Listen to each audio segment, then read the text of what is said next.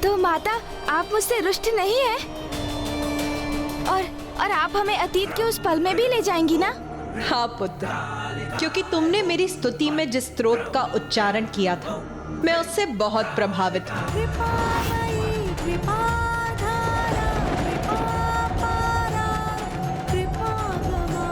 इसीलिए आज मैं ये घोषणा करती हूँ कि तुम्हारे समान जो भी मेरे स्तोत्र का उच्चारण करेगा और उसकी अंतिम पंक्तियों को 3 बार दोहराएगा, मैं उसकी सभी भूलों को क्षमा कर उसकी सहायता के लिए सदा प्रस्तुत होंगी।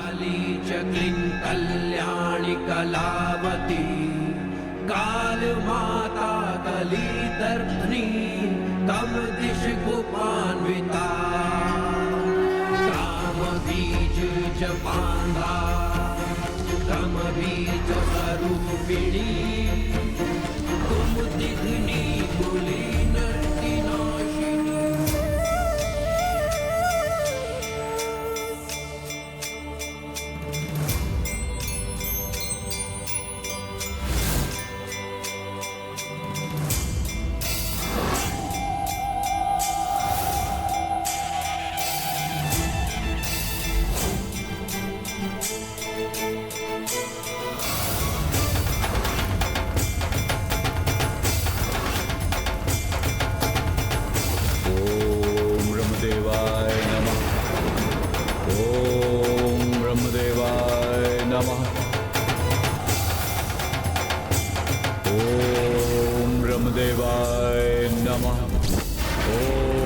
ब्रह्मदेवाय नमः।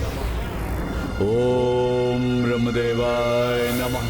ओम ब्रह्मदेवाय नमः। अरुणासुर, उठो अरुणासुर, तुम्हारा तप सफल हुआ।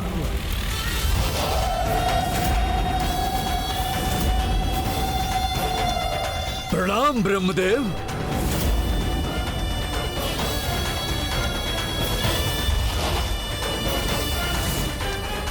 मैं अपना तप आपके चरणों में समर्पित करता हूं प्रभु।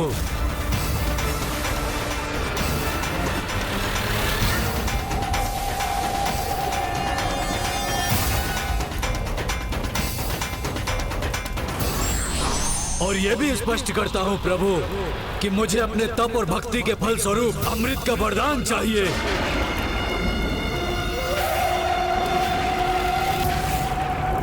अरुणासुर, मैं तुम्हारे इस घोर तप से अत्यंत प्रसन्न हुआ, किंतु अमृत प्रदान करने में मैं असमर्थ हूं। प्रभु, इस तप की दीर्घ अवधि में अनेक कष्ट सहे हैं मैंने।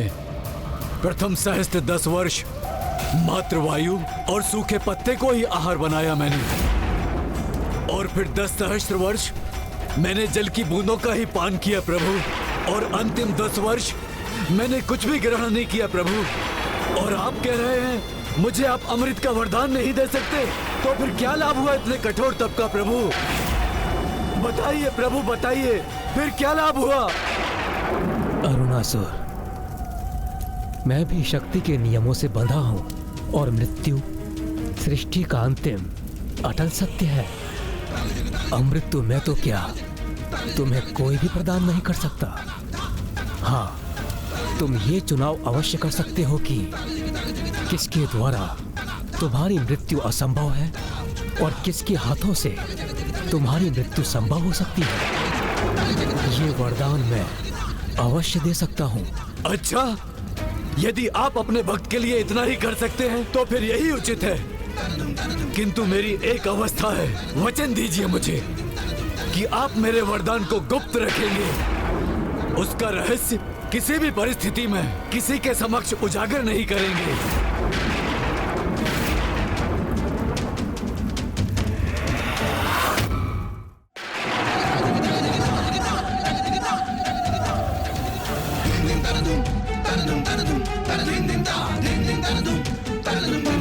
उचित है वत्स, अपने कठोर तप से तुमने अधिकार प्राप्त किया है। मैं तुम्हें वचन देता हूँ, मैं तुम्हारे वरदान के विषय में कभी भी किसी से कुछ नहीं कहूंगा। तो फिर मुझे ये वरदान देने की कृपा कीजिए प्रभु कि मेरा वध कोई देवता, असुर, स्त्री, किन्नर, पशु, यक्ष, नाग, गंधर्व द्वारा संभव न हो सके।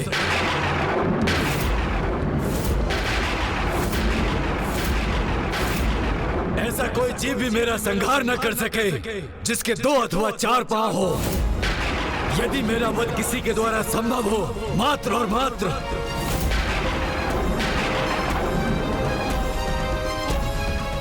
6 पांव वाली तुच्छ रानी कीट ही कर सके, जिसका स्वर ब्रह्मांड की गूंज के समान हो।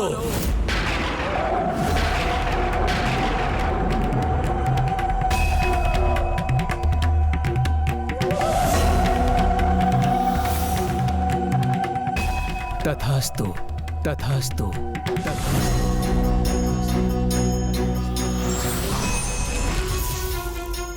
छह पांव वाली तुच्छ रानी कीट ही कर सके, जिसका स्वर ब्रह्मांड की गूंज के समान हो।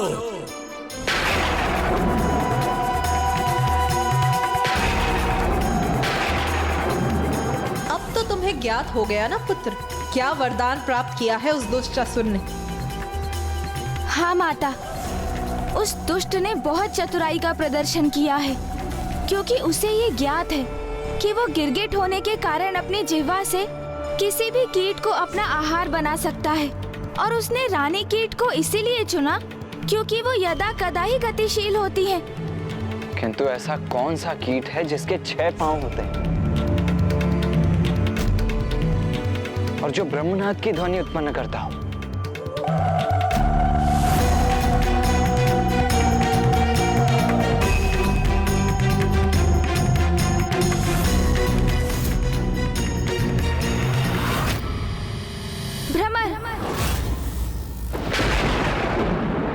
भ्रमर है वो कीट।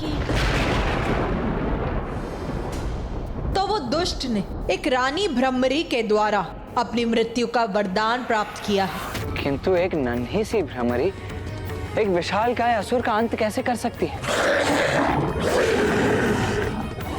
और वो भी एक ऐसे असुर को एक भ्रमरी कोई क्षति कैसे पहुंचा सकती है जो भांति भांति के कीटों को अपना आहार बनाकर ही अपना उदर भरता हो, जो अपनी जीभा मात्र से ही किसी भी कीट का अंत कर देता हो।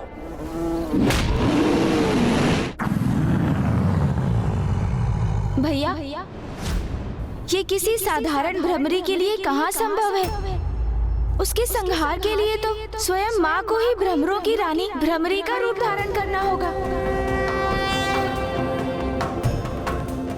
कितनी अद्भुत और अपूर्व होगी ये घटना, जिसका साक्षी बनने का सौभाग्य प्राप्त करने की बड़ी उत्सुकता से प्रतीक्षा करूंगा मैं।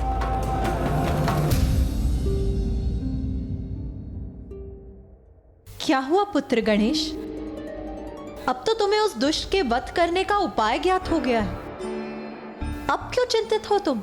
माता, मैं यही सोचकर चिंतित हूँ कि संपूर्ण सृष्टि जिनकी पूजा करती है, समस्त देवियाँ जिनकी सेवा कर स्वयं को धन्य समझ रही थी, स्वयं त्रिदेव जिनकी आरती कर रहे थे, वो जो स्वयं संपूर्ण सृष्टि की सर्वे सर्वा है, जिनके कारण ये अंतरिक्ष और ग्रह है, और जो सभी लोगों के उत्पत्ति के कारण भी है, उन देवी माता आदि शक्ति से एक छोटी सी प्राणी एक लघु भ्रमरी का रूप धारण करने के लिए कैसे अनुरोध करेंगे?